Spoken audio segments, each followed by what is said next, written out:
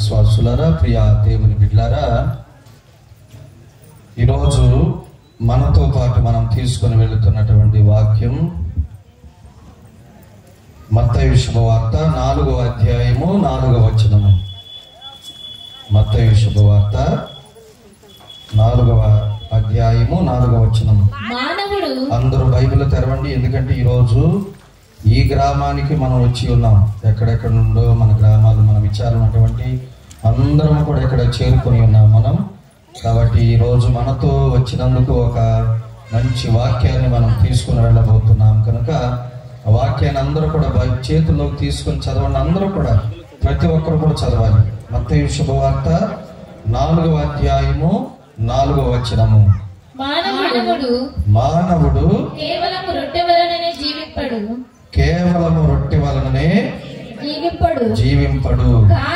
కానీ దేవుని నోటి నుండి వచ్చు ప్రతి మాట వలన జీవించును. Praise the Lord, praise the Lord, hallelujah, hallelujah, hallelujah, hallelujah. చూసారండి దేవుని మాటకి ఎంత బలం ఉందో, శక్తి ఉందో. అవునా? నీ మాటకు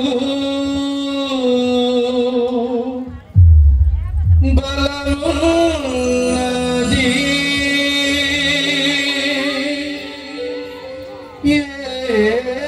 యేసయ్యా బలమున్నది.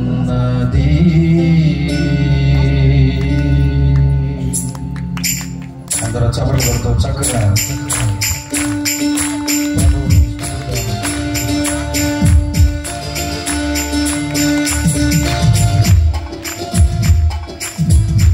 ప్రతి ఒక్కరు కూడా ప్రభు వాక్యం ఎంతో బలమైనదో, శక్తివంతమైనదో చక్కగా వాక్యాన్ని స్తుతించుకున్నారు.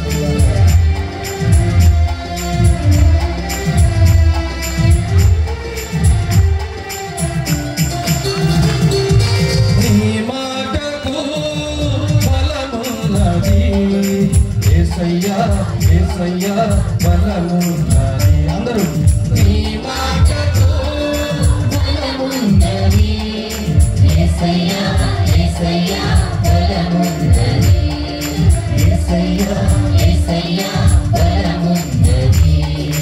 నీ మాటకు బలమున్నది, యేసయ్యా యేసయ్యా బలమున్నది, యేసయ్యా యేసయ్యా బలమున్నది. నీ మాటకు బలమున్నది, యేసయ్యా యేసయ్యా బలమున్నది, యేసయ్యా యేసయ్యా బలమున్నది.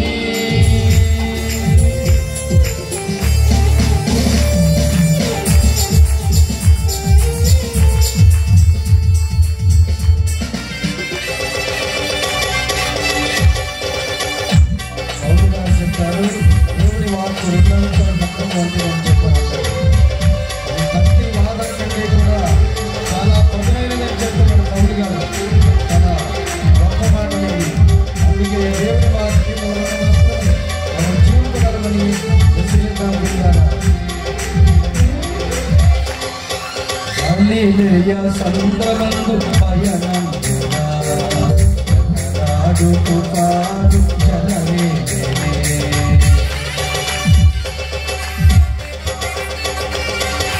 హల్లెలూయా సముద్రమందు పయనముగా ఒకనాడు తుఫాను జలవేగమే. ఒకే మాటతో గద్దింపగా, ఒకే మాటతో గద్దింపగా, ఒకే మాటతో గద్దింపగా, వాలి వలలు శాంతించెను, వాలి వలలు శాంతించెను. నీ మాటకు బలమున్నది, యేసయ్యా యేసయ్యా బలమున్నది. నీ మాటకు బలమున్నది, యేసయ్యా యేసయ్యా బలమున్నది, యేసయ్యా యేసయ్యా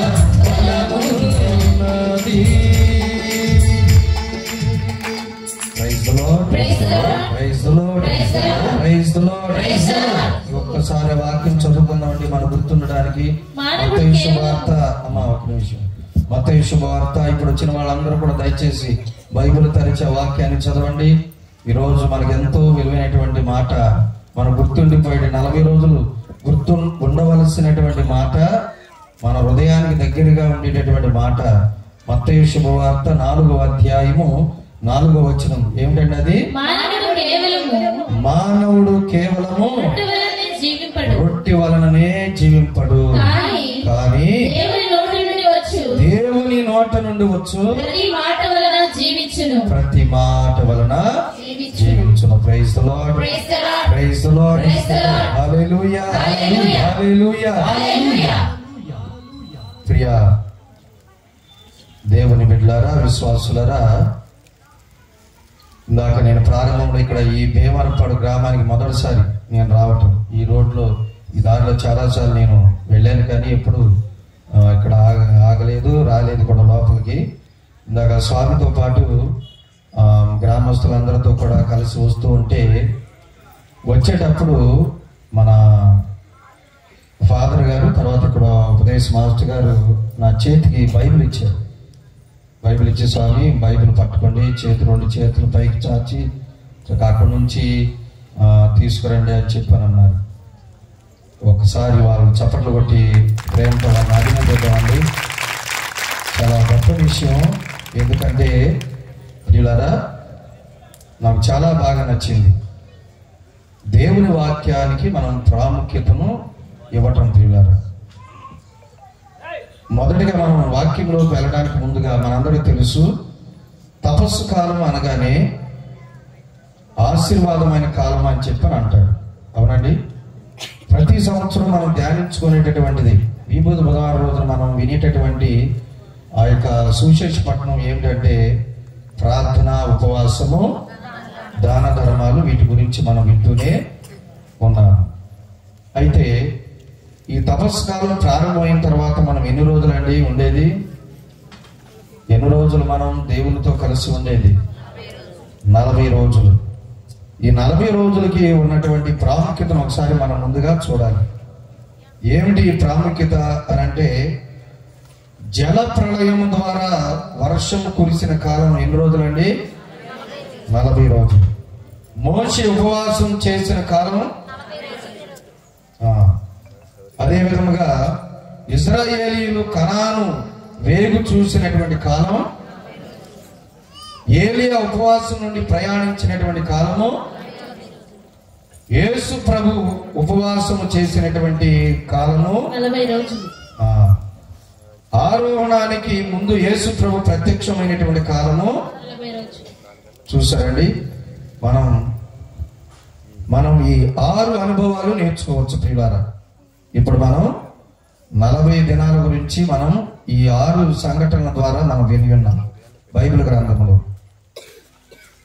మరి ఈ 40 దినాలు ఆత్మీయంగా మనం ఆచరించగలిగితే గొప్ప కార్యాలు జరుగుతాయి అంట.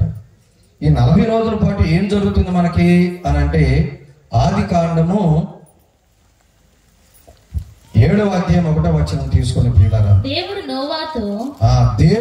నోవాతో ఈ తరము వారిలో నీ ఒక్కడివే నీతిమంతుడవు, కావున నీవు నీ కుటుంబము వారు ఓడలోనికి వెళ్ళుడు.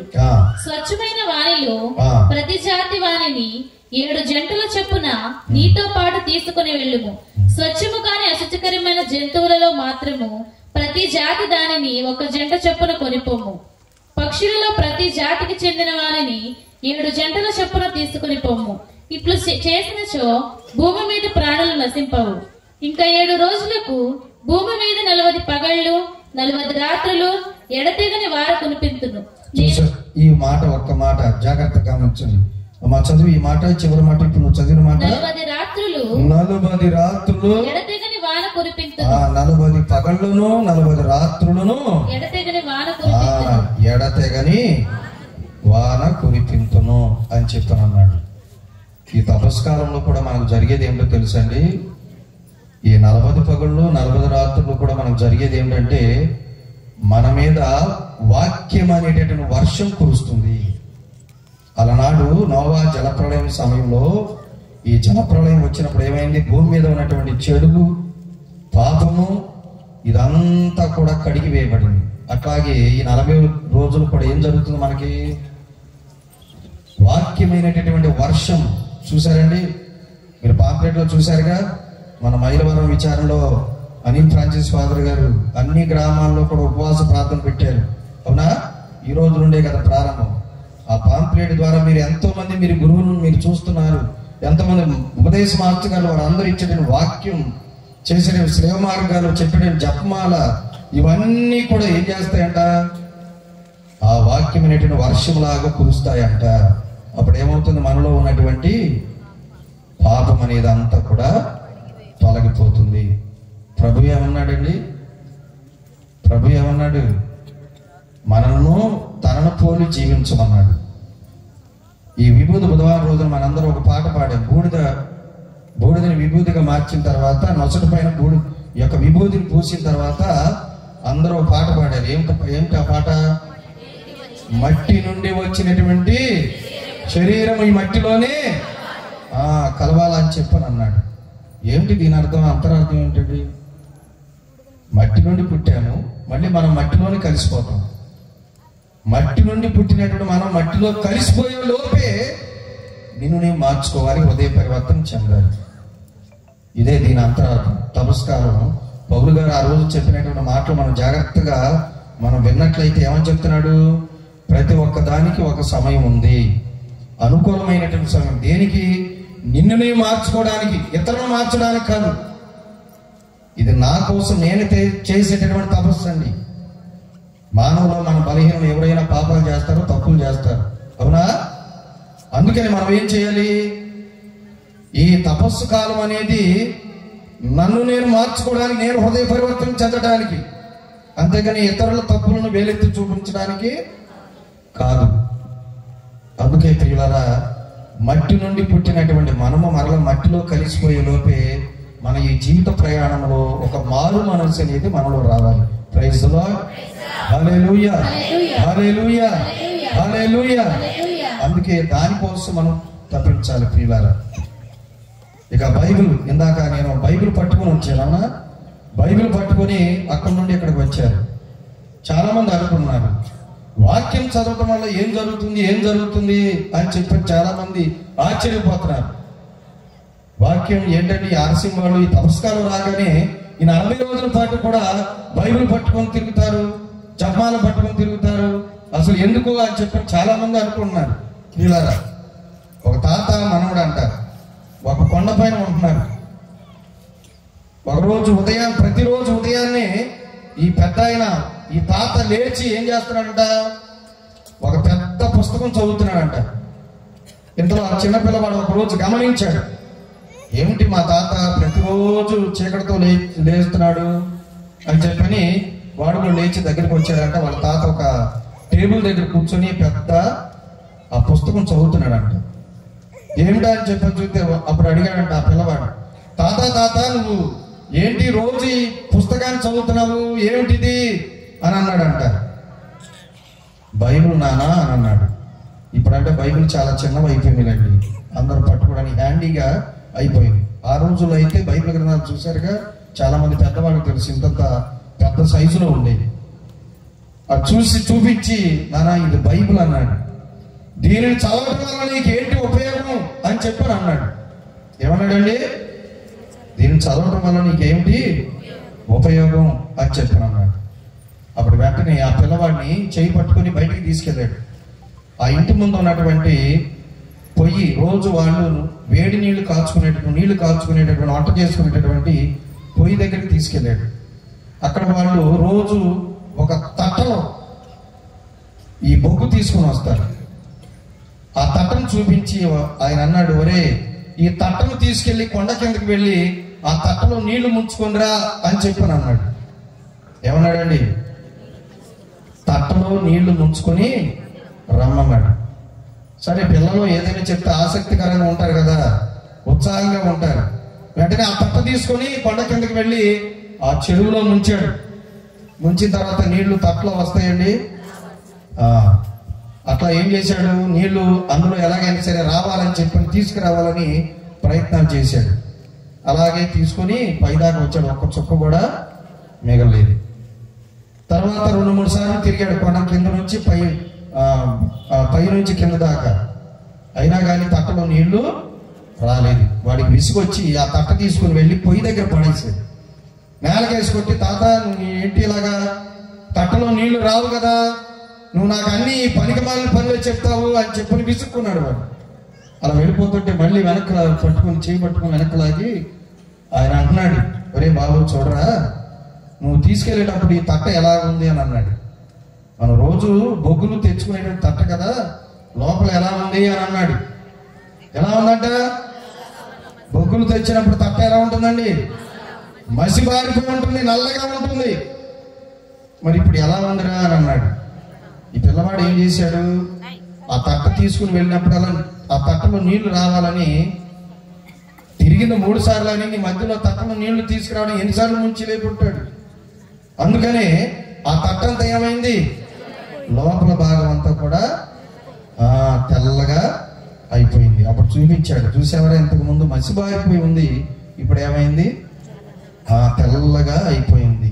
ప్రియులారా, ఈ బైబిల్ గ్రంథం చదువుతున్నప్పుడల్లా నీ మనసు కూడా, నీ హృదయం కూడా రోజు కూడా ఎలా అవుతుందంటే, నీలో ఉన్నటువంటి ఆ పాపమంతా కూడా నిదానంగా తొలగిపోయి 40 రోజుల పాటు తెల్లగా అవుతుంది. చప్పట్లు కొట్టి దేవుని స్తోత్రాలు తెలియపడతాం. ప్రియులారా, praise the Lord, praise the Lord, hallelujah, hallelujah, హల్లెలూయా.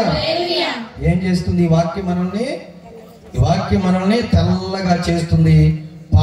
పాపానికి దాసోహం అవ్వకుండా, పాపపు శోధనకు గురి కాకుండా మనం ఉండటానికి ఈ యొక్క వాక్యం అనేది మనకు తోడుగా ఉండి నిత్యం కూడా మనల్ని బ్రతికిస్తుంది. ఏం చేస్తుందండి ఈ వాక్యం? ఏం చేస్తుంది?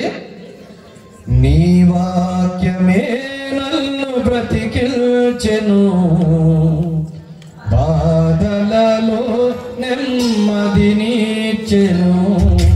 నీ వాక్యమే నన్ను బ్రతికించెను, బాధలలో నెమ్మదినిచ్చెను.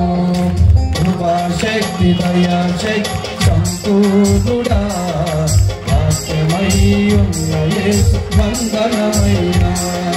కృపాశక్తి దయాశక్తి సంపూర్ణుడా, వాక్యమై ఉన్న యేసు వందనమయ్యా. నీ వాక్యమే నన్ను బ్రతికించెను, బాధలలో నెమ్మదినిచ్చెను. నీ వాక్యమే నన్ను బ్రతికించెను, బాధలలో నెమ్మదినిచ్చెను. వాక్యాన్ని చదువుతున్నప్పుడు ఏ విధమైన మన మనసులు కూడా తెల్లగా మారుతాయో, ఆ తట్టను చూపించినప్పుడు ఆ తట్టలో ఉన్నటువంటి అంతా మసి అంతా కూడా పోయి, ఆ నల్లగా ఉన్నటువంటి ఆ పాపం అంతా కూడా ఏ విధమైన పోతుందో, అదే విధంగా మనము కూడా యేసు ప్రభువు ద్వారా చెడ్డగల నుండి ఆ ఊపిరి నుండి కూడా మనం లేవనెత్తిన గొప్ప దేవుడు ఆయనే ఈ వాక్యం ద్వారా అని చెప్పి మనందరం కూడా విశ్వసిద్దాం. ప్రియులారా, చీకటగల ఊపి నుండి లేవనెత్తెను, సమతల మగు భూమిపై నన్ను నిలిపెను.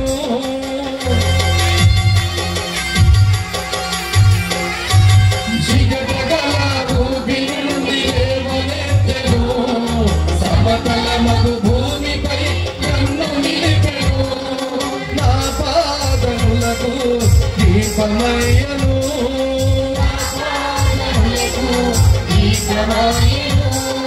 నా పాదములకు దీపమాయను.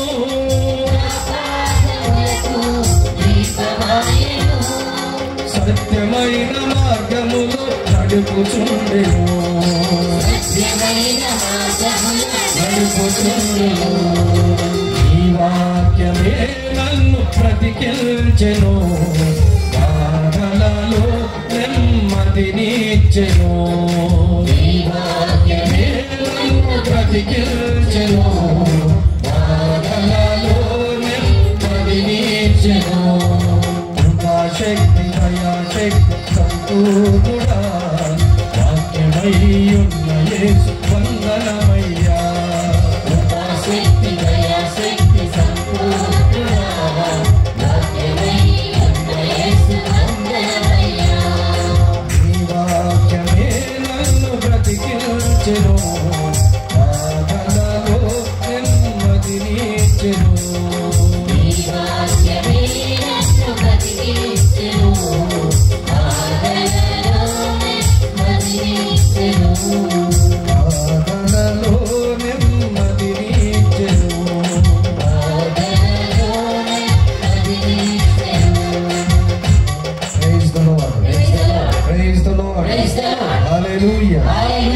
హల్లెలూయా, హల్లెలూయా, హల్లెలూయా, హల్లెలూయా.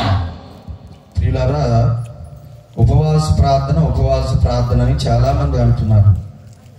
ఉపవాసం అంటే ఏమిటండి? దేవునికి దగ్గరగా ఉండటం. ప్రియులారా, ఆయనతో సహవాసం చేయటం. ఈ 40 రోజుల పాటు దేవునికి దగ్గరగా అవుతాం మనం. ప్రియులారా, ఇప్పుడు మన మధ్యలో ఉన్నటువంటి యేసునాథుడు దివ్య ప్రసాద రూపంలో ఆయన ఉన్నారు. ఆయనకు దగ్గరగా అవ్వాలంటే మనం చేసేది ఏమిటి? 40 రోజుల పాటు మాంసాహారాలను అన్నిటిని కూడా ప్రక్కన పెట్టి, కాయగూరలన్నీ కూడా ప్రక్కన పెట్టి, భోజన పదార్థాలను ప్రక్కన పెట్టి ఒక్క పొద్దు మనం ఉపవాసం ఉంటాం.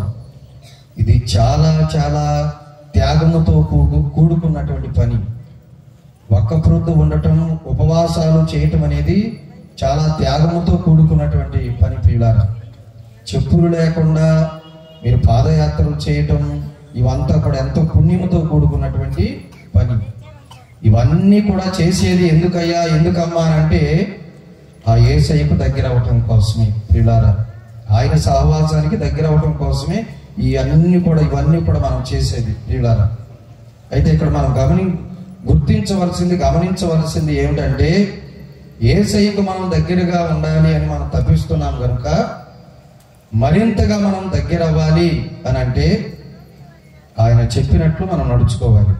ప్రియులారా, ఆయనకు మరింత దగ్గరగా ఉండాలి. శారీరకమైనటువంటి ఆకలిని మనం ప్రక్కన పెట్టి ఆత్మీయమైనటువంటి ఆకలి మన ఎవరిపైన ఉండాలి? మన అందరికండి ఆయన పైన ఉండాలి, యేసయ్య పైన ఉండాలి. మన ఆకలి ఎవరు ఉండాలి? మన తపన ఎవరి కోసం అయి ఉండాలి? యేసయ్య కోసం ఉండాలి. అప్పుడు నీకు ఆకలి అవ్వదు. అందుకని ఈ వాక్యాన్ని దేవుడు ఏమన్నాడు? నీ మీద వర్షములాగా ఆయన కుమ్మరిస్తున్నాడు. ఈ 40 రోజుల పాటు అనేక మంది గురువుల ద్వారా, ఉపదేశ మాస్టర్ గారి ద్వారా ఆయన ఏం చేస్తున్నాడు? వాక్యాన్ని వర్షములో నేను కురిపిస్తాను అని చెప్పని అన్నాడు. కాబట్టి శారీరకమైన ఆకలి అనేది అప్పుడు మనకు తెలియదు. ఎందుకని? వాక్యంతో మనం నింపుకుంటున్నాం. ఎందుకని? ఆయనే మన ఆకలి ఇవ్వాలి. నీ దృష్టి ఏం చేస్తుంది? ఉపవాసం, నీ ధ్యాస, నీ ఆలోచన అంతా కూడా ఏం చేస్తుంది? ఏకాగ్రతలను తీసుకొస్తుంది. నీ ఏకాగ్రత అంతా కూడా ఎవరి మీద ఉంటుంది? అప్పుడు యేసయ్య పైన ఉంటుంది. కాబట్టి ఈ ఉపవాస ప్రార్థన ద్వారా మనం దేవునికి మరింత దగ్గరగా అవుతూ ఉంటాం. మనకి ఎటువంటి చెడు ఆలోచనలు రావు, సాతాను శోధనలు ఎటువంటివి కూడా రావు. ప్రియులారా, దీనికోసమై మనము ఈ తపస్కారంలో ఆయనకు దగ్గరగా ఉండటానికి మనం ఏం చేయాలి? ఉపవాస ప్రార్థనలు చేయాలి. యేసయ్య కూడా చేశాడు కదా. యేసయ్య ఎలాగా?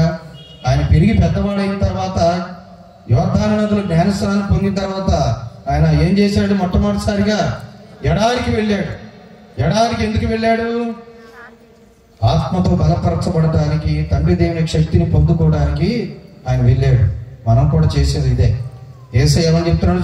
సైతాను చేత శోధింపబడిన తర్వాత ఆయన ఏమన్నాడు? ఏం చేశాడు? దానిని ఎదుర్కొన్న తర్వాత, జయించిన తర్వాత ఏమన్నాడు? శోధింపబడకుండుటకై మీరేం చేయాలి? ప్రార్థన చేయాలి. శోధన జయించను క్షణము ప్రార్థించమని పలికితివే. శోధన జయించను క్షణము ప్రార్థించమని పలికితివే. బలమైన నీ దివ్య సన్నిధిలో, బలమైన నీ దివ్య సన్నిధిలో బలపడి నడువగ నీ కృపలో, బలపడి నడువగ నీ కృపలో. ఏకుమయా నజరేయా ప్రార్థన నీకుమయా, నీకుమయా నజరేయా ప్రార్థన నీకుమయా. నీ సన్నిధియే ఆలంబనై నడువగ నేర్పుమయా. నీ సన్నిధియే ఆలంబనై నడువగ నేర్పుమయా. నేర్పుమయా నజరేయా ప్రార్థన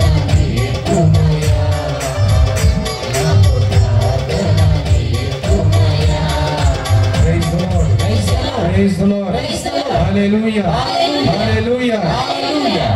ఈరోజు నాకు బాగా నచ్చిన విషయం ఏంటంటే, చాలా చోట్ల వెళితే ముందు పూజ పెడతారు, తర్వాత కాసేపు ఒక 10-20 పాటలు బాగా మా పూజకు ముందు పాడుతూనే ఉంటారు ఏకదాటిగా. అలా కాకుండా చక్కగా రాగానే స్వామి చేసిన మంచి ఏర్పాటు ఏంటంటే, రాగానే చక్కగా ఆరాధన. ఇప్పుడు ఉన్నటువంటి ప్రస్తుత ఫ్రాన్సిస్ పాప గారు ఏమన్నారు తెలుసండి, నీ జీవితంలో దేవుడు నీకు ఇచ్చేటటువంటి గొప్ప అవకాశం ఏంటంటే, నీ ఎక్కడైనా మనశ్శాంతి దొరుకుతుందనంటే అది ఇక్కడేనండి, దివ్య సప్రసాద సన్నిధిలో. మీరు గుణదలో చూస్తున్నారు, తర్వాత వెలంగి మాత పుణ్యక్షేత్రం చూస్తున్నారు, నిర్మలగిరిలో చూశారు, చాలా చోట్ల మీరు చూస్తున్నారు. ప్రత్యేకంగా ఆరాధన చేసుకోవడానికి మందిరాలు ఎందుకు కడుతున్నారు, నిర్మిస్తున్నారు అని అంటే కారణం ఏమిటండి, ఆయన సన్నిధిలో మనం గడపాలి. నీకు సమయం దొరికినప్పుడు నువ్వేం చేయాలి, కనీసం ఒక పావు గంట అయినా, ఒక 15 నిమిషాల పాటు అయినా సరే ఆయన సన్నిధిలో గడపమని చెప్పాను అన్నారు. ఇందాక మనం పాడాం కదా, నీ సన్నిధి ఆలంబనై నడువగా నేర్పుమే అని చెప్పాను. ఆయన సన్నిధిలో ఉండాలి మనం. ఆయన సన్నిధిలో ఉంటే మనకి ఎంతో బలం వస్తుంది ప్రియులారా, ఎంతో శక్తిని ఆయన మనందరికి ఇస్తాడు. కాబట్టి నీకు ఎన్ని పనులున్నా కానీ కొంత సమయాన్ని, కనీసం ఒక పావు గంట అయిన రోజుకి దేవుని సన్నిధిలో ఆ దివ్య ప్రసాదం ముందు, దివ్య మనసు ముందు గడపడానికి ప్రయత్నించేయని ఇప్పుడు ఉన్నటువంటి ఫ్రాన్సిస్ పాప్ గారు ఆయన చెప్తున్నారు ప్రియులారా. Praise the Lord, praise the Lord, hallelujah, hallelujah. ఇప్పుడు మనము దేవుని సన్నిధిలో మనం గడిపితే మనకి ఎలాంటి అనుభూతి వస్తుంది? అవునండి, దేవుని సన్నిధిలో గడిపితే ఎన్ని వరాలు ఆశీర్వాదాలు మనకు వస్తే ఒకసారి విందాం. మహనయీం గురించి ఈరోజు మనం తీసుకుని వెళ్దాం. మహనయీం విన్నారండి? మాట బైబిల్ గ్రంథంలో మహనయీం చాలా చోట్ల వినే ఉంటారు. మరి మహనయీం గురించి ఈరోజు మనం వాక్యం విందాం. సమూయేలు 2వ గ్రంథము 17వ అధ్యాయము 27 నుండి 29 వచనాలు. సమూయేలు 2వ గ్రంథము 17వ అధ్యాయము 27వ వచనం నుండి 29వ వచనం. దావీదు మహనయీము చేరగానే అమ్మోనీయుల రబ్బా నగరము నుండి నాహాషు కుమారుడు షోబి లొడేబారు నుండి అమ్మీయేలు కుమారుడు మాకీరు రోగేలీము నుండి గిలాదీయుడు బర్సిలయి అతనిని చూడవచ్చిరి. వారు ముందు దానికంటే ముందు ఒకసారి జాగ్రత్తగా నా వైపు చూసి చూడండి ప్రియులారా. ఒక చిన్న మాట మీ అందరికి, ఈ రోజు ఇక్కడికి వచ్చినటువంటి మీకు ఈ మహనయీము అనుభవం కావాలి. మీకు మహనయీము అనుభవం. ఇక్కడ 2 వ్యక్తులు ఉన్నారు. ఒకరు ఎవరంటే యాకోబు, రెండో వ్యక్తి ఎవరంటే దావీదు. యాకోబు దావీదు వారు పొందుకున్నటువంటి అనుభవాన్ని మనం ఎక్కడ పొందుకోవాలి? యేసయ్య సన్నిధిలో మనం పొందుకోవాలి ప్రియులారా. ఎలాంటి అనుభవం అంటే వాళ్ళకి కలిగింది విన్నారండి? ముందు మహనయీము యొక్క అర్థం, దాని చరిత్ర మనం తెలుసుకుందాం. ఆదికాండం 32వ అధ్యాయము 1 నుండి 2 వచనాలు మనం వింటాం. మహనయీము అనగా 2 సేనలు అని అర్థం. జాగ్రత్తగా వినాలండి మీరు. మహనయీము అనగా 2 సేనలు అని అర్థం. యాకోబు తన అన్నయ్య అయినటువంటి ఏసావు ఎదుట నుండి పారిపోయి కొన్ని సంవత్సరాలు లాబాను ఇంటిలో నివసించాడు. ఎక్కడ ఉన్నాడండి? లాబాను ఇంటిలో నివసించాడు ఆయన. అయితే అక్కడే వివాహం చేసుకున్నాడు, పిల్లలను కూడా పొందుకున్నాడు. తదుపరి నీ దేశంలోకి తిరిగి వెళ్ళు అని చెప్పని దేవుడు ఆయన ఆజ్ఞాపించాడు. ఆజ్ఞాపించినప్పుడు సెలవిచ్చిన వెంటనే ఆ మాట ప్రకారము యాకోబు తన స్వదేశంలోకి బయలుదేరి వెళుతున్నప్పుడు అతడు తన త్రోవలో వెళుతూ ఉండగా దేవుని దూతలు అతనిని ఎదుర్కొన్నారు. గమనించారండి ఏం జరిగిందంట? అక్కడ నుండి మరలా దేవుడు చెప్పిన మాట ప్రకారము, అయ్యా నువ్వు ఇంతకాలం ఇక్కడ ఉన్నావు కదా, నీ స్వదేశానికి నువ్వు తిరిగి వెళ్ళు అని చెప్పిన ఆయనతో అన్నప్పుడు దావీదు వెళుతూ ఉంటే యాకోబు వెళుతూ ఉంటే ఏం జరిగింది? త్రోవలో దేవదూతలు ఎదుర్కొన్నారంట. ఒకటి ఇక్కడ ఏం జరిగిందంటే, యాకోబుతో ఉన్నటువంటి సమూహము, తర్వాత దేవదూతల సమూహం. ఇందాక చెప్పాను కదా, మహనయీము అని అంటే ఏమని చెప్పాను? 2 సేనలు. మహనయీము అంటే ఏంటండి? 2 సేనలు. యాకోబుతో వచ్చినటువంటి సమూహం. తర్వాత రెండవది ఎవరు? దేవదూతల సమూహం కలిపి 2 సేనలుగా అయ్యాయి. అందుకని ఆ స్థలానికి మహనయీము అనేటటువంటి పేరు వచ్చింది. ప్రియులారా, మహనయీములో దేవదూతలు అతన్ని ఎదుర్కొన్నాడు. చూసారా, దేవుడు అడుగడుగున దేవదూతల ద్వారా యాకోబును తన సమూహమును కూడా నడిపిస్తూ ఉన్నాడు. ఇక రెండో వ్యక్తి ఎవరండి? మహనయీములో దావీదు యొక్క అనుభవం గురించి తెలుసుకున్నాం. ఇప్పటి వరకు మనం ఎవరి గురించి విన్నాం? యాకోబు పొందినటువంటి అనుభవం గురించి మనం విన్నాం. ఇప్పుడు రెండవదిగా ఎవరు? దావీదు ఎటువంటి అనుభవాన్ని ఆయన పొందుకున్నాడో మనం జాగ్రత్తగా విందాం ప్రియులారా. ఏమిటంటే దావీదు మహారాజు అబ్షాలోము నుండి పారిపోతున్నాడు. పారిపోతూ ఉండగా అతని సమూహం అంతా కూడా ఆకలితో అలమటిస్తూ ఉన్నారు. ఇంతలో ఏం జరిగింది? ఈ మహనయీముకు వచ్చేసరికి అతడు మరియు అతనితో ఉన్న జనుల ఆకలిని తీర్చడానికి అమ్మోనీయుల రబ్బా పట్టణపు వాడైన నాహాషు కుమారుడైన షోబి, లోదేబరు ఊరివాడగు అమ్మీయేలు కుమారుడైన మాకీరు, రోగేలీము ఊరివాడగు గిలాదీయుడైన బర్జిలై అనువారు విస్తారమైన ఆహార పదార్థాలు తెచ్చారు. చూసారండి, దావీదు యొక్క ఆకలిని తీర్చడానికంట మహనయీములు దేవదూతల వలె ఈ ముగ్గురు దావీదు నొద్దకు ఆహారమును తీసుకుని వచ్చారు అని చెప్పి అంటున్నారు. చప్పట కొట్టి దేవునికి స్తోత్రాలు తెలియపడతాం. Praise the Lord, praise the Lord, hallelujah, hallelujah, hallelujah. ఎంత గొప్ప అనుభూతి అండి.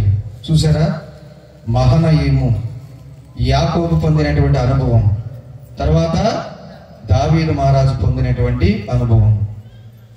ఏం జరిగిందండి? ఏం జరిగింది అక్కడ? దేవుడు దేవదూతల ద్వారానే గొప్ప గొప్ప కార్యాలు చేస్తూ వస్తున్నాడు. కానీ ఇక్కడ జరిగేది, మన గ్రామంలో జరిగేది ఏంటంటే దేవుడే స్వయాన ఈ అప్పరూపంలో ప్రత్యక్షమై ఉన్నాడు. ఆయన మన ఆకలిని తీర్చేటటువంటి దేవుడు. ఎందుకని? ఇది శారీరకమైనటువంటి ఆకలిని కాదు. మనం రోజు శారీరక సంబంధమైనటువంటి ఆహారాన్ని మనం స్వీకరించినా కానీ అది తీరేటటువంటి ఆకలి కాదు. కానీ ఇది మన ఆత్మ యొక్క ఆకలిని తీర్చేది ప్రియులారా. అవును కదా? ఆత్మల ఆకలి తీర్చును ఈ ఆహారం, తీర్చును ఈ ఆహారం, పరలోక రాజ్యం చేర్చును ఈ ఆహారం, ఆత్మల ఆకలి తీర్చును ఈ ఆహారం, పరలోక రాజ్యం చేర్చును ఈ ఆహారం, ఈ నిత్య జీవముకై శ్రమించుడి, పరలోక ఆనందం అనుభవించుడి, ఈ నిత్య జీవముకై శ్రమించుడి, పరలోక ఆనందం అనుభవించుడి. జీవాహారం, జీవాహారం ప్రభువు మనకు ఇచ్చిన ప్రేమాహారం, జీవాహారము, జీవాహారము ప్రభువు మనకు ఇచ్చిన ప్రేమాహారము, జీవాహారం, జీవాహారం ప్రభువు మనకు ఇచ్చిన ప్రేమాహారం, జీవాహారము, జీవాహారము ప్రభువు మనకు ఇచ్చిన ప్రేమాహారము. Praise the Lord, praise the Lord, hallelujah, hallelujah, hallelujah. మీ ఆత్మ ఆకలిని తీర్చేది ఎవరండి? నిత్య జీవాహారమైనటువంటి ఈ అపరూపమైనటువంటి యేసయ్య. కాబట్టి ఈ 40 రోజుల పాటు కూడా నువ్వు జీవించేది యేసయ్య వలనే, ఆయన ఇచ్చేటటువంటి ఈ దివ్య సప్రసాదం వలన. తర్వాత మనం ప్రారంభంలో చెప్పినటువంటి మాట ఏంటండి? నేను ప్రారంభంలో ఈరోజు మనతో పాటు మనం తీసుకువెళ్ళాలి ఒక వాక్యం అని చెప్పాను. ఏమిటది? మానవుడు కేవలం రొట్టె వలన మాత్రమే కాక దేవుని నోట వచ్చు ప్రతి మాట వలన జీవించును. ప్రియులారా, ఎంత చక్కటి మాట అండి. కాబట్టి మనం కేవలం ఈ రొట్టెను ఈ మనం శారీరకంగా తీసుకునే ఆహారం వలన కాదు, యేసయ్య ఇచ్చేటటువంటి వాక్యం వలన, ఇదిగో దివ్య ప్రసాదాన్ని స్వీకరించడం వలనని మనం గుర్తుపెట్టుకోవాలి. దీనికి మన ఈ 40 రోజుల పాటు మనం నిష్ఠగా చేసుకుంటూ వెళ్ళాలి ప్రియులారా. తర్వాత ఈ యొక్క తపస్కాలంలో మనందరం కూడా ఫ్రాన్సిస్ పాపు గారు చెప్పినట్లుగా మనం ఎలా ఉండాలంట, ఇతరుల గురించి చెడు మాట్లాడకూడదు మనం. అవునండి, మంచి మనసు కలవారే ఉండాలంట. ప్రతి ఒక్కరం కూడా ఎలా ఉండాలి?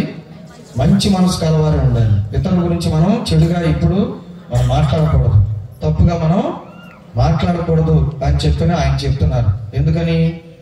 మన దేవుడు మంచివాడు ఆయన. అవునా? మన దేవుడు మంచివాడు. నీ మంచి మాటలు ఏం చేయాలి?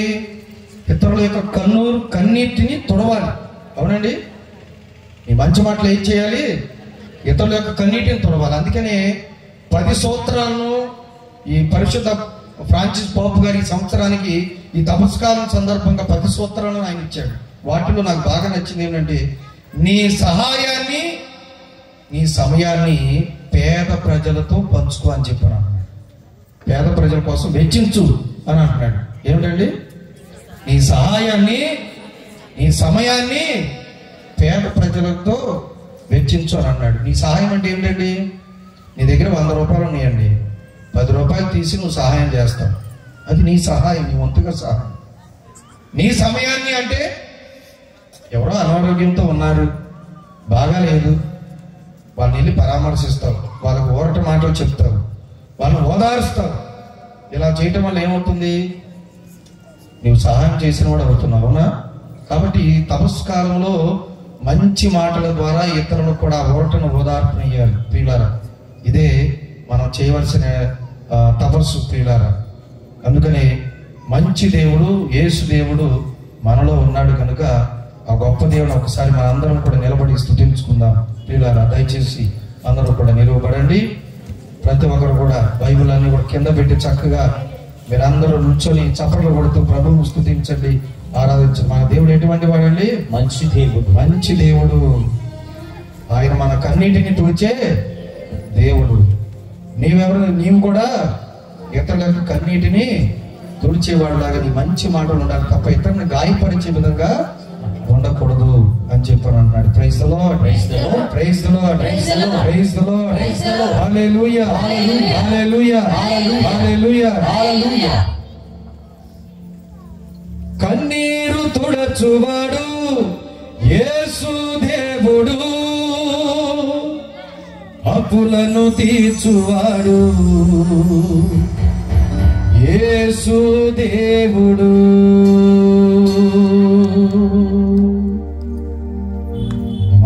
మంచివాడు యేసు దేవుడు, మంచివాడు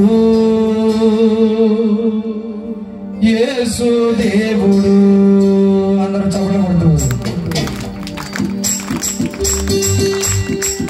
మంచివాడు యేసు దేవుడు, మంచివాడు యేసు దేవుడు, మంచివాడు యేసు దేవుడు, మంచివాడు యేసు దేవుడు. చాలా చాలా మంచివాడు, మంచివాడు, చాలా చాలా మంచివాడు,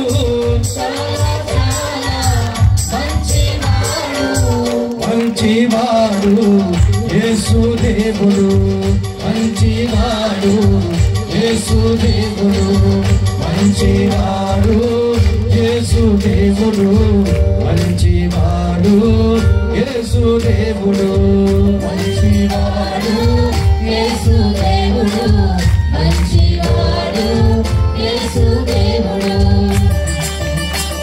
ఆయన మన కన్నీరు తీర్చేటటువంటి గొప్ప దేవుడు, మనకున్నటువంటి బాధలను అప్పులను తీర్చేటటువంటి గొప్ప దేవుడు కదా. మనకు ఆయన స్తుతించండి. అయ్యా నాకు నీలాంటి మనసు ఇవ్వయా,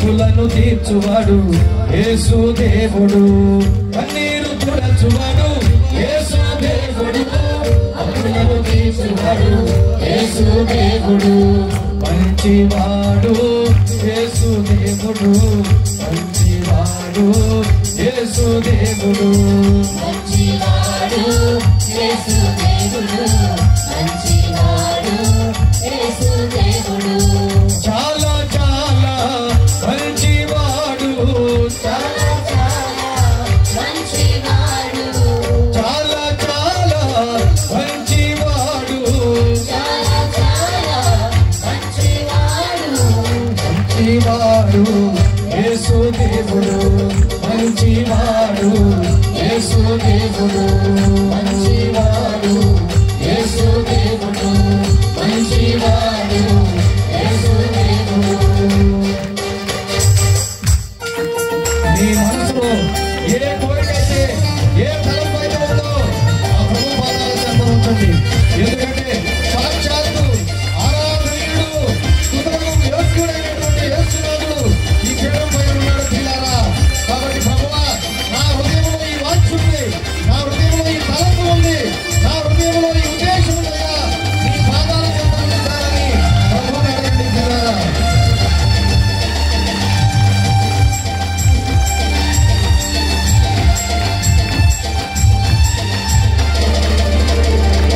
హృదయ వాంఛను తీర్చే దేవుడు, మేలులెన్నో చేసే దేవుడు, హృదయ వాంఛను తీర్చే దేవుడు, మేలులెన్నో చేసే దేవుడు, హృదయ వాంఛను తీర్చే దేవుడు, మేలులెన్నో చేసే దేవుడు, హృదయ వాంఛను తీర్చే దేవుడు, మేలులెన్నో చేసే దేవుడు, మంచివాడు యేసు దేవుడు, మంచివాడు యేసు దేవుడు, మంచివాడు యేసు దేవుడు, మంచివాడు యేసు దేవుడు, చాలా చాలా మంచివాడు, చాలా చాలా మంచివాడు, చాలా చాలా మంచివాడు, చాలా చాలా మంచివాడు, మంచివాడు యేసు దేవుడు, మంచివాడు యేసు దేవుడు, మంచివాడు యేసు దేవుడు, మంచివాడు యేసు దేవుడు, మంచివాడు యేసు దేవుడు, మంచివాడు యేసు దేవుడు, మంచివాడు యేసు దేవుడు, మంచివాడు యేసు దేవుడు, మంచివాడు యేసు దేవుడు. Praise the Lord. Praise the Lord. Praise the Lord. Praise the Lord. Hallelujah. Hallelujah. Hallelujah. Hallelujah. Hallelujah. Hallelujah. దయచేసి కూర్చోండి, కూర్చోండి.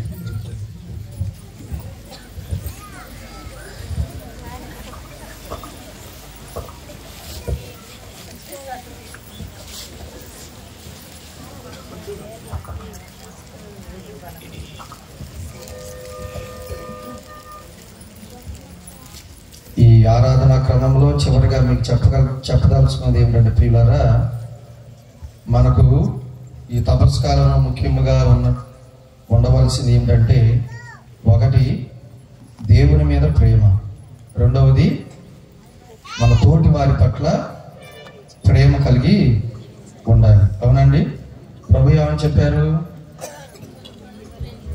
నీ వల్లే నీ పొరుగు వారిని ప్రేమించాలి అని చెప్పని అన్నాడు. ఈ ఆజ్ఞల్లో అన్నీ కూడా కలిపి ఒక బంగారు సూత్రాన్ని ఆయన ఇచ్చాడు. ఏమిటది? ఏమిటండి అది? ఏమన్నాడు ఆయన? బంగారు సూత్రాన్ని ఒక ఆజ్ఞలో ఇచ్చాడు. మొదటిది ఏమిటి? సర్వేశ్వరు మాత్రమే ఆరాధించుగాక అని అన్నాడు. తర్వాత రెండో మాట ఏమని చెప్పాడు? నీ వల్ల నీ పొరుగు వారిని ప్రేమించమన్నాడు. ఈ రెండు ఆజ్ఞలు మిళితం చేసి కలిపి ఒక ఆజ్ఞ ఇచ్చాడు ఆయన. బంగారు సూత్రం ఇచ్చాడు. ఏమిటది? రెండు కలిపి ఒక ఆజ్ఞగా ఇచ్చాడు ఆయన. ఏమిటది? నీ వలె నీ పొరుగు వారిని ప్రేమించమన్నాడు, అంతేకాకుండా నీ శత్రువులను కూడా ప్రేమించమని చెప్పాను అన్నాడు. చప్పట్లు కూడా దేవునికి స్తోత్రాలు తెలియపడతాం. పిల్లారా, ప్రేమ ప్రేమ ప్రేమ అని చెప్పని చాలా చోట్ల మనం వింటున్నాం. అవునండి, ఈ రోజుల్లో అందరికీ బాగా ఫ్యాషన్ అయిపోయింది ప్రేమ అంటే. అవునా? ముఖ్యంగా యువతి యువకులకు ప్రేమ అంటే చాలా ఒక ఫ్యాషన్గా మారిపోయింది. ఒక చిన్న విషయం చెప్తాను మీకు, మనందరికీ తెలిసిన విషయం ఏంటి, బాగా తెలిసినటువంటి విషయం. అవునా? ప్రేమ అంటే ఏమనుకున్నారు చాలామంది, ఈ లోక సంబంధమైన ప్రేమ కింద లెక్క కడుతున్నారు. మీకు తెలిసిన సంఘటన బాగా ఏమిటంటే, ఒక పార్కు అని అంటే ఒక అబ్బాయి అమ్మాయి వెళ్ళి కూర్చున్నారంట. అబ్బాయి ఏమో అమ్మాయిని పొగడటం మొదలు పెట్టాడు. నువ్వంటే నాకెంతో ఇష్టం, నువ్వంటే నాకెంతో ప్రేమ అని చెప్పని అంటున్నాడంట. అమ్మాయి కూడా అబ్బాయిని కూడా నువ్వంటే నాకెంతో ఇష్టము అని చెప్పని బాగా పొగుడుతున్నారంట ఇద్దరు ఒకళ్ళు. సరే, ఈరోజు సాయంత్రం అయిపోతుంది. అబ్బాయి అన్నాడంటే చివరిగా తన ప్రేమ బాగా వ్యక్తపరచుకోవడానికి ఏం చేశాడంట, అమ్మా నీ జుట్టు ఎంతో బాగుందని అన్నాడంట. నీ జుట్టు ఎంతో బాగుందనేసరికి ఆమె కట్టుకున్న సవరం పీకి చేతిలో పెట్టిందంట. సరే, అతను ఏం చేశాడు, పక్కున నవ్వాడు. నవ్వగానే అతను పళ్ళ వరకు చూసి ఈ అమ్మాయి చెప్పిందంట నీ నవ్వు ఎంత బాగుందనంటే ఆయన ఏం చేశాడు, కట్టుడు పళ్ళు తీసి చేతిలో పెట్టిందంట. చూసారండి, ప్రేమ అంటే ఇదే అనుకున్నారు. ఈ రోజుల్లో యవ్వనస్తులు చాలా జాగ్రత్తగా ఉండాలి. మానవులు ఈ లోక సంబంధమైన ప్రేమ కాదు మనకు కావాల్సింది. ఏది కావాలి మనకి? దేవుని మీద ప్రేమ కావాలి, దేవుని యొక్క అనుభూతులను పొందుకోవాలి. ఈ 40 రోజులు మనం చేసేటటువంటి తపస్సు అర్థవంతమైనదిగా ఉండాలంటే ఈ లోక సంబంధమైన ప్రేమలన్నీ కూడా ప్రక్కన పెట్టి దైవ ప్రేమ, మానవ ప్రేమ ఈ రెండు ఉండాలి మనలో. ఇవి లేకపోతే ఈ 40 రోజులకు అర్థం లేదు ప్రియులారా. నిజంగా దైవ ప్రేమ, మానవ ప్రేమ ఎలా ఉంటాయంటే ఒక చిన్న సంఘటన, మరొక చిన్న సంఘటన ద్వారా మీకు తెలియపరుస్తాను. ఒకరోజు అంటే కరుణ అనేటటువంటి అమ్మాయి, ఆమె పెళ్లి చేసుకొని అత్తవారింటికి వెళ్ళింది. అక్కడ ఎన్నో బాధలు పడుతున్నారు, చాలా బాధలు పెట్టారు అత్త మామలు. తర్వాత భర్త కూడా ఆమె కొట్టడం, తిట్టడం, ఆమె చంపాలని చూస్తే ఆమె అక్కడ నుండి పారిపోయి వచ్చేసింది. తనకంటూ ఎవరు లేరు. ఒక ట్రైన్లో ఆమె ఎటో గట్టు వెళ్ళిపోదాం, తన గమ్యం తెలియక ఏం చేసింది, బాగా ట్రైన్లో కూర్చొని ఏడ్చి ఏడ్చి ఏడ్చి చివరికి ఆమె అలా ప్రయాణం చేసుకుంటూ వెళ్తూ ఉండగా ఆ దారి మధ్యలోనే ఆమె కనిపించిందంట, నాకెంతూ ఎవరు లేరు కాబట్టి నేను చనిపోవటమే నాకు అని చెప్పి అనుకుందంటండి. చనిపోదాం అనుకునేసరికి ఇంతలో ఆమె ఏం చేసిందంట, ఆమె ట్రైన్ ఈ బొమ్మ ఉంటుంది కదండి, డోర్ దగ్గరికి వెళ్ళి అక్కడ నుంచుందంట. అక్కడ నుంచొని దూకడానికి ప్రయత్నం చేసేసరికి ఇంతలో ఒక అమ్మగారు వచ్చారు, ఒక నన్, ఒక అమ్మగారు, ఒక సిస్టర్ వచ్చి ఆమెను చెయ్యి భుజం మీద వేసి పట్టుకొని, ఏమిటమ్మా ఎందుకు ఈ దారిలో నుంచున్నావా అని చెప్పాను, అంది గుమ్మం దగ్గర ఎందుకు నుంచున్నావా అని చెప్పని ఆమె తీసుకుని వెళ్ళిందంట. వెంటనే అమ్మగారిని కౌగులించుకొని బోరుని ఏడుస్తుందంట. ఏడుస్తూ చెప్పిందంట, అప్పుడు సిస్టర్ ఇలా జరిగింది నా జీవితం, నా పరిస్థితి ఇలా ఉంది కాబట్టి నాకు బ్రతకాలనిపించట్లేదు. నన్ను కట్టుకున్నవాడే నా భర్తే నన్ను చంపాలని చూశాడు, నా అత్తమామలే నన్ను చంపాలని చూశారు. అలాంటప్పుడు నాకు ఎవరు లేరు, వాళ్ళే తల్లిదండ్రులు అనుకున్నాను, నా భర్తే నాకు సర్వస్వం అని చెప్పి నేను అనుకున్నాను. కానీ ఏది కూడా నాకు మిగలలేదు, జీవితం ఇంకెందుకు నేను బ్రతకాలి అని చెప్పి చనిపోవాలనుకున్నాను. ఇంతలో ఈ సిస్టర్ తన ఆశ్రమానికి తీసుకుపోయింది. అక్కడ ఎవరున్నారు, ఆశ్రమంలో చాలా మంది అనాథ పిల్లలు ఉన్నారు, దిక్కులేని వారు, సెమీ ఆర్ఫన్స్ అంటే తండ్రి నుండి తల్లి లేక, తల్లి నుండి తండ్రి లేక ఉన్నటువంటి వాళ్ళు కూడా పిల్లలు చాలా మంది అక్కడ ఉన్నారు. అయితే ఒకరోజు ఉదయం అంట ఒక తల్లి ఒక పిల్లవాడిని తీసుకొచ్చి ఆ గేటు ముందు వదిలిపెట్టేసి వెళ్ళిపోయిందండి. రాత్రిపూట ఒక ఆమె తీసుకొచ్చి ఒక పిల్లవాడిని, పసిపిల్లవాడిని గేటు ముందు తీసుకొచ్చి వదిలిపెట్టి వెళ్ళిపోయింది. వెళ్ళిపోతే ఈమె ఉదయాన్నే ఓడవటానికి వచ్చింది ఆ గేటు దగ్గరికి. అదంతా గ్రౌండ్ అంతా శుభ్రం చేయాలి కదా, ఏమైనా అక్కడే పెట్టారు ఇన్ఛార్జిగా ఆ పిల్లలందరికీ. ఏమో లేచి అంత శుభ్రం చేసుకొని గేటు దగ్గరికి రాగానే ఏదో పిల్లవాడి అరుపు వినిపించగానే వెంటనే వెళ్ళి పరిగెత్తుకుని వెళ్ళి చేతిలో తీసుకొని లోపలికి వెళ్ళింది. చూస్తే ఏముంది, పిల్లవాడు ఒంటి నిండా అంతా గాయాలు. ఆ పసిపిల్లవాడి ఒంటి నిండా అంతా గాయాలు. నా గాయాలన్నీ కూడా శుభ్రం చేసి అక్కడ ఉన్నటువంటి అమ్మగారిని కూడా, సిస్టర్స్ని కూడా పిలిచి అంతా కూడా పసిబిడ్డ పట్ల వాళ్ళు కేర్ తీసుకున్నారు. అయితే ఆ పిల్లవాడికి ఒక రకమైనటువంటి జబ్బు ఉంది, ప్రాణం లేనివాడిగా ఉన్నాడు కాస్తంత. అయితే అప్పుడు ఆమె అనుకుంది, ఎలాగ ఈ పిల్లవాడిని బ్రతికించుకోవాలి అని చెప్పాను. ఆమె ఏం చేసింది తెలుసండి, ఆ పిల్లవాడిని ప్రతిరోజు కూడా స్లేవ దగ్గరికి తీసుకెళ్తాం, స్లేవ స్వరూపం దగ్గరికి. మనం ఇక్కడ స్లేవ స్వరూపం ఉంది కదా, అక్కడ తీసుకొని రావటం, గుడిలో ఉన్న స్లేవ స్వరూపం దగ్గర ఆ పీట మీద పిల్లవాడిని పడుకోబెట్టడం, రోజు ప్రార్థన చేస్తుంది. అలాగా 1 సంవత్సరం కాదు, 2 సంవత్సరాలు కాదు, 3 సంవత్సరాల పాటు ఆమె ఉపవాస ప్రార్థన చేసిందండి. 3 సంవత్సరాల పాటు ఉపవాసం చేయగా 3వ సంవత్సరాలు ఎప్పటికో దేవుడు ఆమెను కరుణించి ఆమె ప్రార్థనను విని ఏం చేశాడు, దేవుడు ఆ బిడ్డకు సంపూర్ణమైన స్వస్థతను ఇచ్చాడండి. చప్పట్లు కూడా దేవునికి స్తోత్రాలు తెలియపడతారా. Praise the Lord, praise the Lord, hallelujah, hallelujah. ఆమె చేసిన ప్రార్థన ఏమిటో తెలుసండి ప్రియులారా? ఆ తల్లి చేసిన ప్రార్థన ఏమిటో తెలుసా? తండ్రి, నా భర్త నన్ను వదిలిపెట్టాడు, నా అత్తమామ నన్ను హింసించారు, నాకంటూ ఎవరు లేననుకున్నప్పుడు ఈ ఆశ్రమం, ఈ అమ్మగారు నన్ను ఆదరించారు. అయ్యా, నాకంటూ నా కడుపును పుట్టిన బిడ్డలు ఎవరో కూడా లేరు. నీవు ఇక్కడ ఇచ్చినటువంటి బిడ్డే నా బిడ్డ, కాబట్టి ఈ బిడ్డకు స్వస్థతనివ్వయ్యాక నేను నాకేమొద్దు, నాకు జీవితంలో ఇంకేది అవసరం లేదు నాకు అని చెప్పాను అన్నమాట ప్రియులారా. అలా రోజు కన్నీటి ప్రార్థన, ఉపవాస ప్రార్థన చేస్తే ఆ బిడ్డ బ్రతికాడు ప్రియులారా. చూసారా ప్రియులారా? ఆమె దగ్గరికి వచ్చి చాలా మంది ఆమెను అడిగారంట, ఈ రోజుకి ఆమెను అడుగుతారంట ఆశ్రమానికి వచ్చి, అమ్మ ఎలాగమ్మా నీకు ఇది సాధ్యమైందనంటే, ఆ యేసయ్యనయ్యా, ఈ బిడ్డలో ఆయన నేను చూడగలుగుతున్నాను అని చెప్పి అన్నాడంట. మన తోటి వారిలో కూడా ఈ తపస్కాలంలో మనం చేయాల్సింది అదేనండి. మదర్ తెరీసా గారు కూడా అదే చెప్పారు. ఏమని చెప్పారు? అమ్మా, నువ్వు ఎలాగమ్మా ఈ సేవ చేయగలుగుతున్నావు? ఈ కుష్ఠరోగులు పుండ్లు, ఆ పుండ్ల నుండి రక్తం, నీరు ఇవన్నీ కూడా స్రవిస్తున్నాయి, చీము నెత్తిరి ఇదంతా కూడా కారుతుంది కదా, ఎలా సేవ చేస్తున్నావంటే అప్పుడు ఆమె చెప్పినటువంటి ఒక మాట ఏంటండి, వీళ్ళలో నేను ఆ యేసు సిలువపైనటువంటి యేసును నేను చూస్తున్నాను అని చెప్తున్నట్టు. ఇది నిజమైనటువంటి పరులకు సేవ చేయడం అంటే ప్రియులారా.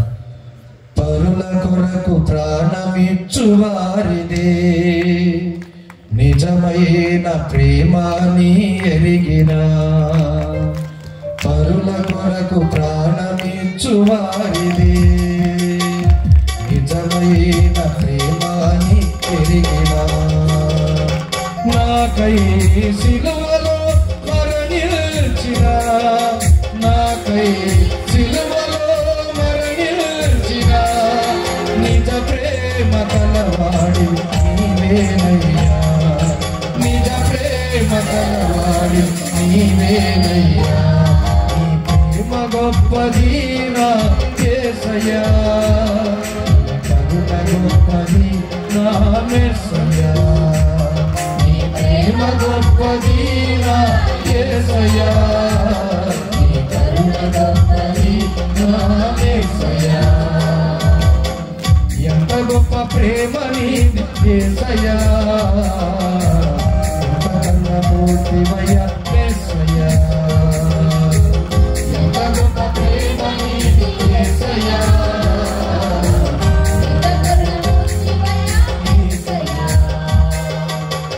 ఎంత గొప్ప ప్రేమ నీది యేసయ్యా, ఎంత కరుణమూర్తివయ్యా మెస్సయ్యా, ఎంత గొప్ప ప్రేమ నీది యేసయ్యా, ఎంత కరుణమూర్తివయ్యా మెస్సయ్యా. Praise the Lord, praise the Lord, praise the Lord, hallelujah, hallelujah, hallelujah, hallelujah, హల్లెలూయా.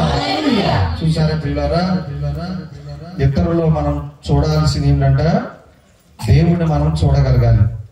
ఈ తపస్కాలంలో ఈ విషయాలన్నీ కూడా మనం ఈ 40 రోజుల పాటు జాగ్రత్తగా గుర్తుపెట్టుకుంటే తప్పకుండా మనలో ఎవరు కనిపిస్తాడు? ఎవరు కనిపిస్తారండి? యేసయ్యే మనకు కనిపిస్తాడు ప్రియులారా. కాబట్టి మన నిరీక్షణ, మన ప్రార్థన అనేది ఎప్పటికి కూడా ఒమ్ము కాదు. అన్నమయ్య ప్రవక్తి బైబిల్ గ్రంథంలో మనం చూస్తాం కదండి. అన్నమయ్య ప్రవక్తి ఎన్ని సంవత్సరాలండి? అవి ఎన్ని సంవత్సరాలు దేవుని కోసం ఎదురు చూసిన దేవాలయంలో? 84 సంవత్సరాల పాటు ఆమె నిరీక్షణ కలిగి ఉంది. ఎందుకని? ఆ అనుభూతి నేను పొందాలి, నేను ఆయన చూస్తే గానీ నేను అక్కడి నుంచి నిష్క్రమించను, నేను వెళ్ళను అని చెప్పి నేను భీష్మించుకొని కూర్చున్నా. ఆమె ఆ దేవాలయంలోనే ఆమె అక్కడే గడిపింది 84 సంవత్సరాలు. ఒక రోజు, 2 రోజులు, వారమో, నెలలో, సంవత్సరం కాదు, 84 సంవత్సరాల పాటు ఆమె నేను యేసయ్యను చూడాలి, ఆయన చూడాలి అని చెప్పని దేవాలయంలోనే గడిపినటువంటి గొప్ప స్త్రీ ఈ అన్నమయ్య అనేది ప్రవక్తి. ప్రియులారా, praise the Lord, praise the Lord, hallelujah, hallelujah, hallelujah. అలాంటి పట్టుదల మనందరిలో ఉండాలండి. ఈ తపస్కాలంలో నాకంటూ ఒక మహనీయము అనుభవం నాకు కావాలి. నా ఆకలి యేసయ్యే, నా తపనంతా కూడా యేసయ్యే అని చెప్పిన యేసయ్య కోసం మనం తపన పడాలి ప్రియులారా. అందుకే మనం ఈ ఉపవాస ప్రార్థనని కూడా చేసేది. ప్రియులారా, నువ్వు మాట్లాడే ప్రతి మాట, నీ నోటి నుండి వచ్చిన ప్రతి మాట, నువ్వు వినేటటువంటి ప్రతి మాట కూడా దేవుని మాట అయి ఉంటే ఈ 40 రోజులు నువ్వు ఫలితాన్ని చూస్తావు ప్రియులారా. అప్పుడు ఏమవుతుంది? నువ్వు దేవుని సన్నిధిలో మాత్రమే ఉండగలుగుతావు. అవునా? దేవుని సన్నిధిలో ఉండగలుగుతావు. లేదంటే ఎవరైనా ఉండగలరా? దేవుని సన్నిధిలో ఉండాలంటే ఎవరు ఉండాలి? పాపాత్మ ఉండగలరా? ఉండగలరండి. కీర్తనకారుడు ఏమని చెప్తున్నాడు? అయ్యా నీ సన్నిధిలో ఎవరు నిలుస్తారు? ఎవరు నిలవగలరయ్యా నీ సన్నిధిలో అంటున్నాడు. ఎవరు నిలుస్తారండి? నిందారహితుడు, పాపరహితుడు, పుణ్యవంతుడు మాత్రమే అక్కడ నిలుస్తారంట. ఎవరు నిలుస్తారు? ప్రభువా నీ సన్నిధిలో ఎవరుండగలరు? ప్రభువా నీ పర్వతమున ఎవరు నిలువగలరు? ప్రభువా నీ సన్నిధిలో ఎవరుండగలరు? ప్రభువా నీ పర్వతము ఎవరు నిలువగలరు? పాపి నిలువగలడా? దోషి నిలువగలడా? పాపి నిలువగలడా? దోషి నిలువగలడా? పాపి నిలువగలడా? దోషి నిలువగలడా? పాపి నిలువగలడా? దోషి నిలువగలడా? ద్రోహి నిలువగలడా? అపరాధి నిలువగలడా? ద్రోహి నిలువగలడా? అపరాధి నిలువగలడా? ప్రభువా నీ సన్నిధిలో ఎవరుండగలరు? ప్రభువా నీ పర్వతము ఎవరు నిలువగలరు? ప్రభువా నీ సన్నిధిలో ఎవరు నిలువగలరు? ప్రభువా నీ పర్వతము ఎవరు నిలువగలరు? నిందారహితుడు, పాపరహితుడు,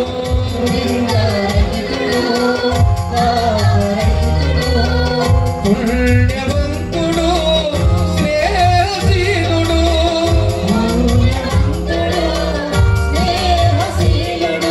జీవించును, నీలో జీవించును,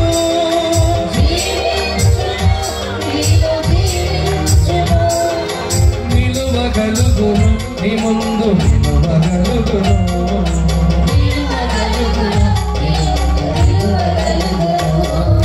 ప్రభువా నీ సన్నిధిలో ఎవరుండగలరు? ప్రభువా నీ పర్వతము ఎవరు నిలువగలరు? ప్రభువా నీ సన్నిధిలో ఎవరుండగలరు? ప్రభువా నీ పర్వతము ఎవరు నిలువగలరు? ప్రభువా నీ పర్వతమున ఎవరు నిలువగలరు? ప్రభువా నీ పర్వతమున ఎవరు నిలువగలరు? యోహాను శుభవార్త 14వ అధ్యాయము 15వ వచనంలో ఈ విధంగా చెప్పబడుతుంది. మీరు నన్ను ప్రేమించినచో నా ఆజ్ఞలు పాటింతురు అని చెప్పి ఆ వాక్యము మనందరికి చెబుతుంది. ప్రియులారా, మీరు నన్ను ప్రేమించినచో నా ఆజ్ఞలను పాటింతురు. ఏమని చెప్తున్నారండి? మీరు నన్ను ప్రేమించినచో నా ఆజ్ఞలు పాటింతురు అని చెప్పని అన్నాడు. కాబట్టి ఈ తపస్కాలం మనకు ఒక అనుభూతిని ఇవ్వాలి అని అంటే మనందరము ప్రభువుని చేరుకోవాలి. ఆయన సన్నిధిలోనే అనుభూతి కలుగుతుంది. దానికోసమే ప్రభు ఇచ్చినటువంటి ఆజ్ఞల ప్రకారం మనందరం కూడా స్వామి చెప్పిన, అనిల్ ఫ్రాన్సిస్ స్వామి చెప్పిన, మీ ఉపదేశ మాస్టర్ గారు చెప్పిన, అమ్మగారు చెప్పిన, ఎవరు చెప్పినా కానీ ఇవన్నీ కూడా మనం వినుకుంటూ పోతే చివరికి మనకు ఏమవుతుంది? యేసయ్య యొక్క అనుభూతి మనలో, మనందరిలో కూడా అనుభూతి కలుగుతుంది. ఆ అనుభూతి కోసం మనందరం కూడా ప్రయత్నిద్దాం ప్రియులారా, తప్పిద్దాం. మనందరము గుర్తుపెట్టుకోవాల్సినటువంటి విషయము, ఆపదలో ఎవరైతే ఉంటారో అతనే మన పొరుగువాడని గుర్తుపెట్టుకోవాలి. పాప గారు చెప్పిన రీతిగా ఆపదలో ఎవరైతే ఉంటాడో ఎవరైతే ఉంటాడో ఆపదలో అతనే మన పొరుగువాడు అంటున్నాడు. అటువంటి వాళ్ళకి మనం సహాయం చేయాలి అని చెప్పారు అన్నాడు. నేను ఇప్పుడు వరకు చెప్పినటువంటి మాటలన్నీ కూడా ఏదో 10కి 25 కొటేషన్ చెప్పి ఇవన్నీ చేయాలని నాకు లేదు. ఎందుకంటే చివరికి మీకు ఒక్క వాక్యం కూడా గుర్తుండదు, కన్ఫ్యూజ్ అయ్యి వెళ్ళిపోతారు. అందుకని స్టార్టింగ్లో ఒకే ఒక మాట ఇచ్చాను. ఈ 40 రోజులు వాక్యాన్ని గురువుల ద్వారా, ఉపదేశ మాస్టర్ గారి ద్వారా వర్షంలాగా అలనాడు జలప్రలయం ఏ విధమైతే వచ్చినప్పుడు పాపము చెడు కూడా కొట్టుకుపోయిందో, అలాగే మనలో ఉన్నటువంటి పాపము, ఆ చెడు అంతా కూడా కొట్టుకుపోవటానికి దేవుడు వర్షం వలె వాక్యాన్ని కుమ్మరిస్తున్నాడు కనుక ఆ వాక్యముతో నువ్వు నింపుకో, నువ్వు కడుక్కో, నీ పాపాల కోసం నువ్వు పశ్చాత్తాపడు. దావీదు మహారాజులో కానీ ఏ విధమైతే ఆయన పాపాన్ని ఒప్పుకున్నాడు, బూడిద పూసుకుని గోనెపట్ట తాల్చి తన పాపాల కోసం పశ్చాత్తాపడ్డాడు, అలాగే నీవు నేను మనందరం కూడా మన పాపాల కోసం మనం పశ్చాత్తాపడితే దేవుని యొక్క కరుణ, దయ మనందరిపై ఉంటుంది. ప్రియులారా, ఈ తపస్కాలం అంతా కూడా ఒక గొప్ప మహనీయము అనుభవం మీ అందరికీ రావాలని మనసారా కోరుకుంటూ ఉన్నాను. పిత, పుత్ర, పవిత్ర ఆత్మ నామమున దేవుడి వాక్యమును దీవించును గాక. అందరూ మోకరించి శ్రమను వంచుని పాడుతున్నాం. దివ్య సప్రసాద ఆశీర్వాదం మధ్యకు వస్తుంది.